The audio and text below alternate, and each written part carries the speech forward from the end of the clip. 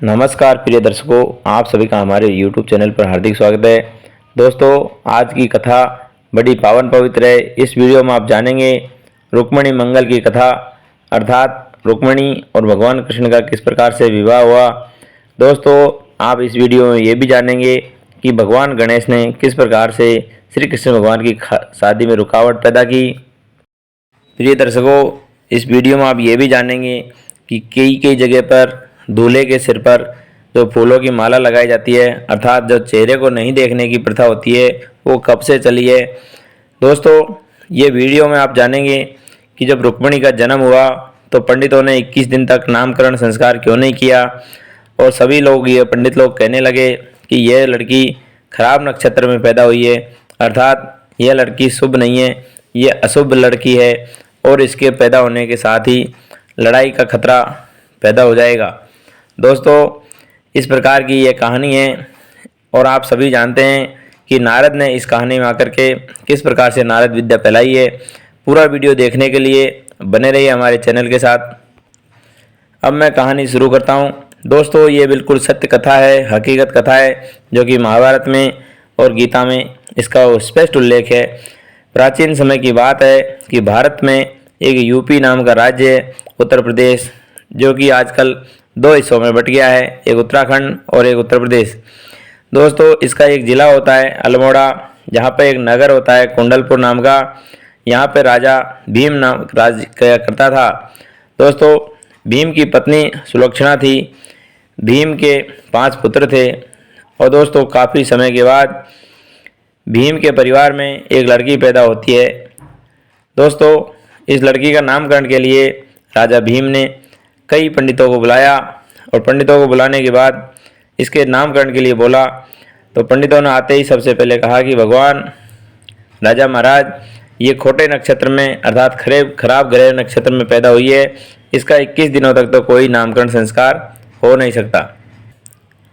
इन्हीं सब उधेड़ बुन के बीच एक दिन भगवान नारद आ जाते हैं, वीणा हाथ में लिए नारायण नारायण करते हुए, और राजा के दरबार में आकर के प्रकट हो जाते हैं और कहने लगे, हे राजन, तुम्हारे घर में जो लड़की पैदा हुई है साक्षात लक्ष्मी का अवतार है और ये बहुत सुंदर कन्या है, इसको लेकर के आपको कतई चिंता करने की जरूरत नहीं है। नारद कहने लगे, सुनो नृप मेरी बात, जन्मी रुक्मण बाई, 12 शनिचर सिद्ध योग है, स्वाति नक्षत्र के माई। अर्थात यह लड़की 12 शनिचर और सिद्ध योग में पैदा हुई है और यह स्वयं लक्ष्मी जी के अवतार है। इनका विवाह के बारे में राजन आगे पूछते हैं। राजन पूछते हैं कि हे नारद जी, इस लड़की के लिए कहाँ पे इनका योग संस्कार, पाणी ग्रहण संस्कार, कहाँ पे इसका ठिकाना होगा, जरा कुछ बताइए। दोस्तों, नारद जी कहने लगे, राजा जोगी अग्नि जल, इन चारों की उल्टी रीत, इनसे डरत रहिए परशुराम की रीत। अर्थात राजा जोगी अग्नि जल, ये कब पलट जाए और कब किस प्रकार से अपना डिसीजन चेंज कर दे, कब आदेश दे दे। कहते हैं कि अफसर के आगे और घोड़े के पीछे कभी नहीं खड़ा होना चाहिए। दोस्तों, यह बात नारद जी ने राजन भीम से कही। राजा कहने लगे कि आप चिंता नहीं करो, मैं आपको वचन देता हूँ कि आप जो भी बताएंगे मैं उसको ध्यानपूर्वक सुनूंगा। दोस्तों, नारद जी ने कहा कि पहले आप भोजन जमवाइए, अच्छे अच्छे पकवान खिलाइए, आपके दरबार में किसी चीज़ की कमी नहीं है, इसके बाद मैं इसका ठिकाने के बारे में बताऊंगा। कहते हैं कि राजा भीम के दरबार में किसी चीज़ की कमी नहीं थी। राजा भीम ने भी बड़ी आव भगत के साथ हलवा पूड़ी, पेड़ा, दही बड़ा, जलेबी, खिचड़ी, मालपुए, जो भी कुछ था वो सब मिठाई में बना दिया। इसके बाद सब्जी में मेथी, बथुआ, मूला, गंवार फली, दाल, बालोड़ फली, मतलब नारद जी की सेवा में कोई कमी नहीं रखी और उनके बड़े प्यार के साथ जिमवाया, भोजन करवाया। इसके बाद राजन पूछते हैं कि राजन, इस लड़की का नामकरण क्या होगा। राजन ने कहा कि महाराज, इस लड़की का नाम रुक्मिणी होगा और इसकी शादी का ठिकाना जो आप पूछ रहे थे वो 56 कोटि के यदुवंशी राजा नंद के घर अर्थात गिरधारी के साथ इनका पाणी ग्रहण संस्कार होगा। जैसे ही भगवान नारद ने कृष्ण भगवान का नाम लिया और रुक्मिणी की शादी के बारे में, तो राजा तो मानो मन ही मन खुश हो गया। इसके बाद नारद ने आज्ञा मांगी और कहा, राजन मैं अब चलता हूँ। दोस्तों आप सभी जानते हैं कि नारद विद्या अर्थात नारद इधर की बातें उधर करता ही है। थोड़ी देर बाद राजा के महल से निकल करके वह रानी सुलक्षणा के महल में चला जाता है। दोस्तों राजन जैसे ही वहाँ जा कर के नारद ने कहा, नारायण नारायण। जैसे ही नारद को देखकर रानी का खुशी का ठिकाना नहीं रहा। बताइए नारद जी आज कैसे आगमन हुआ। दोस्तों नारद ने कहा, आपके घर में सुंदर कन्या का जन्म हुआ है। रानी कहने लगी, हाँ महाराज। दोस्तों रानी ने भी वही बातें पूछी कि मेरी लड़की का ठिकाना कहाँ होगा और इसका कैसा भविष्य होगा। दोस्तों नारद ने पहले ही सचेत किया रानी को कि रानी साहिबा आप ये सब बातें राजा को जाके मत बताना, तब तो मैं आपको बताऊं। दोस्तों रानी ने वचन दिया और कहा कि मैं राजा को नहीं बताऊंगी। नारद जी कहने लगे, चंदेरी के राजा शिशुपाल के साथ आपकी लड़की का पाणी ग्रहण संस्कार होगा और बहुत करोड़पति सेना का मालिक है, जो दंतवक्र का भाई है और जो जरासंध का भतीजा है, उसके साथ अपनी लड़की अर्थात रुक्मिणी की शादी होगी। यह बात सुलक्षणा को फिट बैठ गई और धीरे धीरे दिनों दिन मन ही मन खुश होती रही और लड़की रुक्मिणी भी बड़ी होने लगी। दोस्तों कहते हैं कि जैसे शुक्ल पक्ष का चंद्रमा बड़ा होता है, उसी प्रकार से रानी की बेटी रुक्मिणी धीरे धीरे करके बड़ी होती है। जब लड़की यौवन को प्राप्त होती है तो राजा अपनी लड़की की शादी के लिए कृष्ण भगवान को चुनता है। उधर ये रानी अपनी लड़की की शादी के लिए शिशुपाल को चुनती है। दोस्तों इस प्रकार से आए दिन शादी को लेकर के इनके घर में क्लेश चलने लगा, अर्थात तू मैं होने लगी, वाद विवाद बढ़ने लग गया। उधर रुक्मिणी भी समझदार हो गई थी और सोचने लगी कि मैं इस लड़ाई की जड़ हूँ, तो क्यों नहीं मैं इस लड़ाई की जड़ को मैं ख़त्म कर देती हूँ और किसी सागर समुद्र में जाकर के सरोवर में जाकर के अपनी जान दे देती हूँ। प्रिय दर्शकों सावन का महीना था, बड़ी तीज थी। उस दिन सखियों के साथ रुक्मिणी पूजा के लिए गई थी। सरोवर में स्नान के बाद मंदिर दर्शन किया। उधर धीरे धीरे इनके मन में विचार चल रहा था कि मैं आत्महत्या कर लेती हूँ और ये जो लड़ाई की जड़ है इसको ख़त्म कर देती हूँ। दोस्तों रुक्मिणी यह भी जानती थी कि आत्महत्या करना पाप है।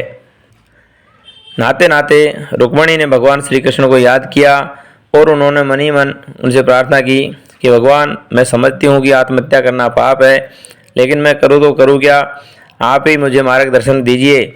दोस्तों धीरे धीरे नाते नाते काफ़ी देर हो गई, इनकी सारी सखियाँ वहाँ से चली जाती है और रुक्मिणी ने जैसे भगवान श्री कृष्ण का ध्यान किया, भगवान श्री कृष्ण वहाँ पर छलांग लगा के प्रकट हो जाते हैं। भगवान श्री कृष्ण को देख करके रुक्मिणी कहती है कि आप कौन हैं और यहाँ किस लिए आए हैं। दोस्तों भगवान श्री कृष्ण ने अपना परिचय दिया। रुक्मिणी मानने को तैयार नहीं हुई कि मैं कैसे मान लूँ कि आप श्री कृष्ण भगवान हो, अर्थात लंका द्वारकाधीश के पति हो। दोस्तों भगवान श्री कृष्ण तो अंतर्यामी थे। उन्होंने रुक्मिणी के बारे में बताया कि आप स्वती नक्षत्र में पैदा हुई हो, कुंडलपुर नगर के राजा की पुत्री हो। यह बात सुनकर के रुक्मिणी ने मन ही मन खुश हुई और रुक्मिणी कहने लगी, हे भगवान मैं आपको भगवान कैसे मानूं, आप अपना साक्षात चतुर्भुज मुझे दिखाए तो मैं आपको श्री कृष्ण भगवान मानूं, नहीं तो कल को कोई और करके दावा करेगा कि मैं श्री कृष्ण भगवान हूँ, मैं श्री कृष्ण भगवान हूँ। दोस्तों भगवान श्री कृष्ण ने उनसे वचन लिया कि आप यह बात किसी को नहीं बताओगी और इसके बाद रुक्मिणी ने वचन दिया कि मैं अपने जीते जी ये बात किसी को नहीं बताऊंगी।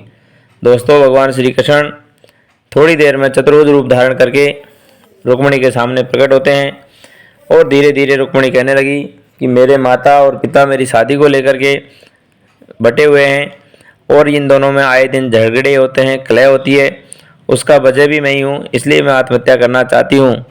दोस्तों भगवान श्री कृष्ण लड़की से पूछते हैं अर्थात रुक्मिणी से पूछते हैं कि आप किसको पति चुनना चाहती हो। दोस्तों रुक्मिणी कहती है कि मैं श्री कृष्ण भगवान के साथ अपनी शादी करना चाहती हूँ। उधर सारी सहेलियां महल में पहुंच चुकी थी रुक्मणी के अलावा। जब रुक्मणी को देर हो गई तो शाम को उनकी माँ पूछती है, तुम आज क्या कर रही थी, इतना लेट कैसे हुई? दोस्तों, रुक्मणी ने अपने हूबहू बता दिया कि मैं भगवान श्री कृष्ण से मिल रही थी, उनसे बातें कर रही थी। यह बात सुनकर के उनकी माता सुलक्षणा को गुस्सा हो गया, रीझ आ गई। दोस्तों, उनकी माँ कहने लगी कि तू कुल के दाग लगाएगी और उस ग्वाले के साथ शादी करेगी, ग्वाले के साथ। दोस्तों, रुक्मणी कहती है, मैंने शिव को वचन दिया है, ब्रह्मा को वचन दिया है और मैं जन्म जन्म से उनकी अर्धांगिनी अर्थात भगवान श्री कृष्ण की पत्नी स्वीकार कर लिया है। दोस्तों, यह बात अपनी माता ने सुनी तो उसने अपने बड़े बेटे अर्थात रुक्मी को बुलाया और कहा कि ज़्यादा बवंडर फैले उससे पहले ही इसकी शादी शिशुपाल को करवा देते हैं। और शादी की जो पत्रिका दी जाती है शिशुपाल के यहाँ ब्राह्मण को भिजवा देते हैं। दोस्तों, ब्राह्मण ने कभी राजा चंदेरी अर्थात चंदेरी का राजा शिशुपाल के बारे में नहीं सुना था। दोस्तों, उसको वो 7 सोने की मोहरें देने का वादा किया और कहा कि जब तुम वापस आओगे तो 7 सोने की मोहरें और मिल जाएगी। राजा जब रानी ने इसको भेजा तो ब्राह्मण देवता लालची था, निकल गया वहाँ से। जैसे ही चंदेरी दरबार में पहुँचा तो उसको खराब खराब शगुन दिखाई देने लगे। रास्ते में विधवा नार मिली, खाली बर्तन वाली महिलाएं पानी लेने जा रही थी। उस प्रकार से उसको अशुभ ही अशुभ शगुन होने लगे, जैसे बिल्ली का रास्ता काटना, कुत्तों का भौंकना।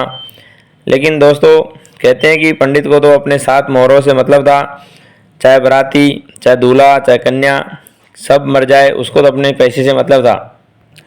पंडित को कई सारे अपशगुन देखने को मिले और कई सारे अपशगुन कानों से सुनने को मिले। यह देख करके जब उसने दरबार में शिशुपाल को यह पत्रिका दी तो शिशुपाल मन ही मन खुश हो गया और रुक्मणी के साथ शादी करने को लिए उतावला हो गया।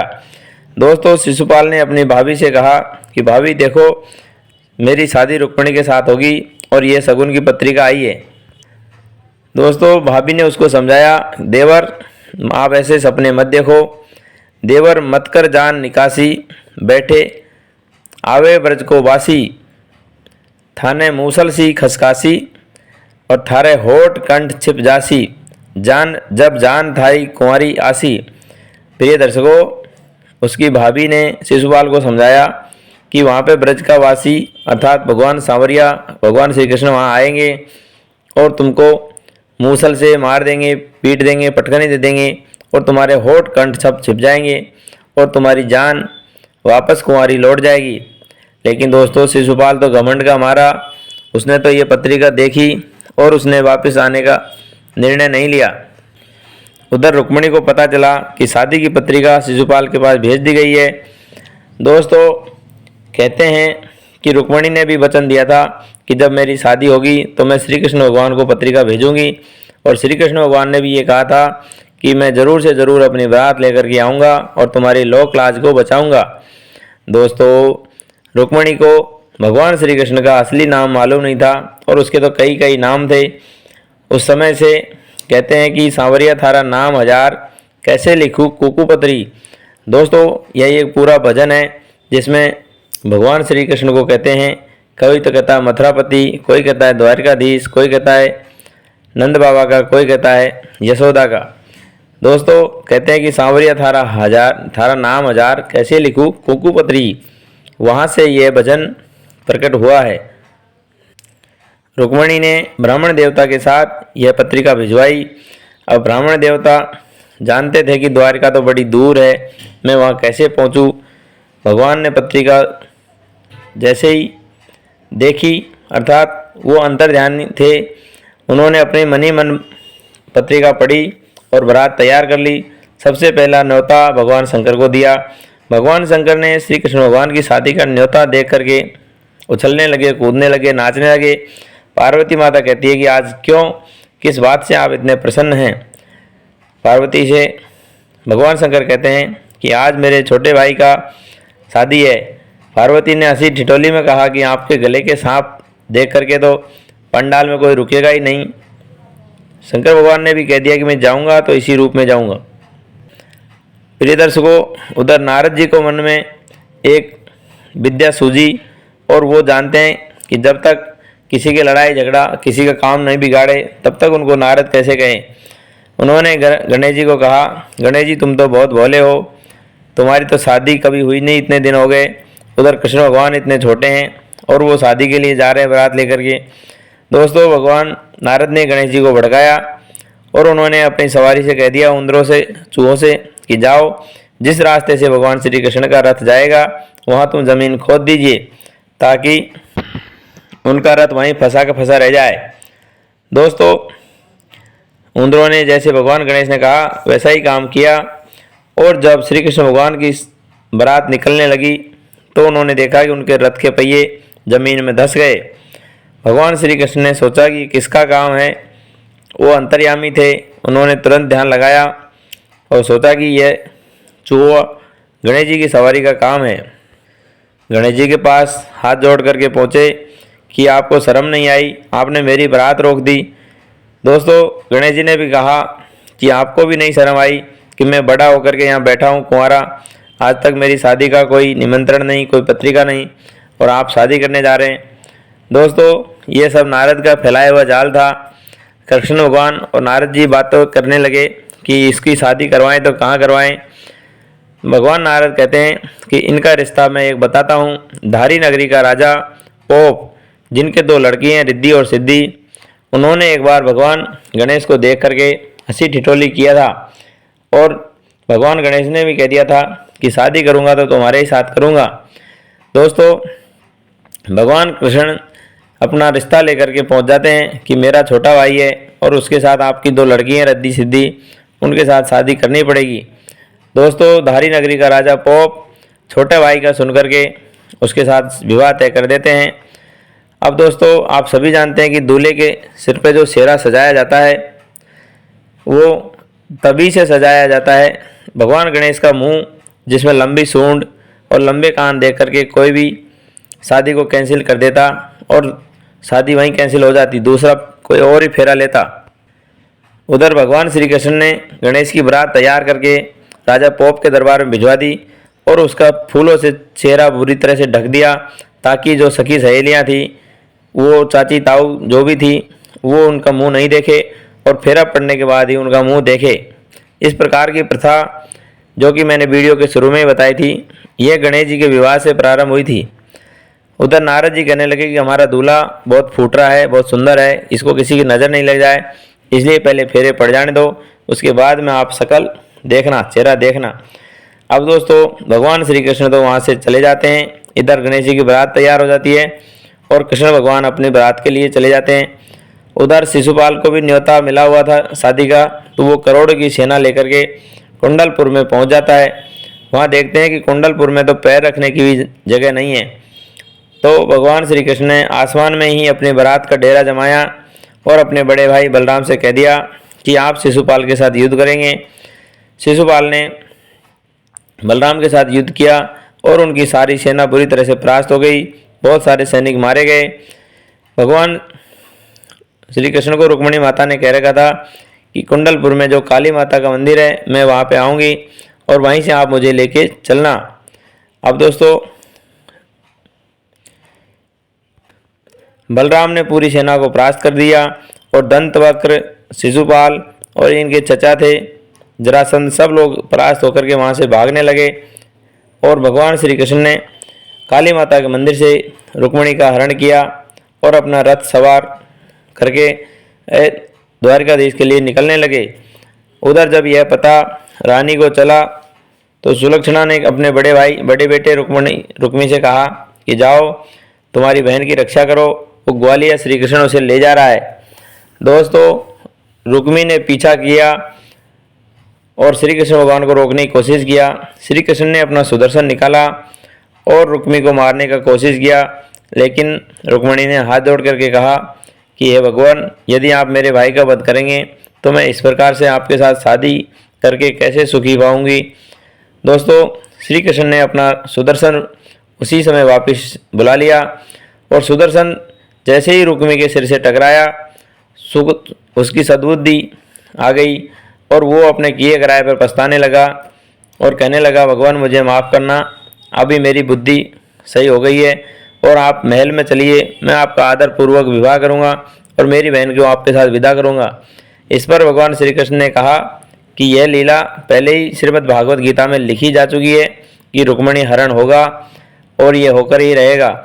दोस्तों, उस समय भगवान श्री कृष्ण ने अपने रथ पर सवार करके रुक्मिणी का हरण किया और द्वारका में पहुंचाया। दोस्तों, यह था रुक्मी मंगल की कहानी, जिसमें भगवान श्री कृष्ण ने रुक्मिणी के साथ शादी किया, जिसको पंडितों ने अशुभ अर्थात खराब नक्षत्र में पैदा होने वाली लड़की बताया था, जिसका स्वाति नक्षत्र में जन्म हुआ था, जिसका 21 दिन तक नामकरण भी नहीं हो सकता था। लेकिन यह साक्षात लक्ष्मी थी, जिसका भगवान श्री कृष्ण ने वर्ण किया। और इस वीडियो में आपने देखा कि भगवान श्री कृष्ण की शादी में गणेश जी ने किस प्रकार से रुकावट पैदा किया और भगवान श्री कृष्ण की शादी के साथ साथ ही गणेश जी की शादी हुई। दोस्तों, ये वीडियो आपको कैसा लगा कमेंट में ज़रूर बताइएगा। सभी को राधे राधे, हरिओम।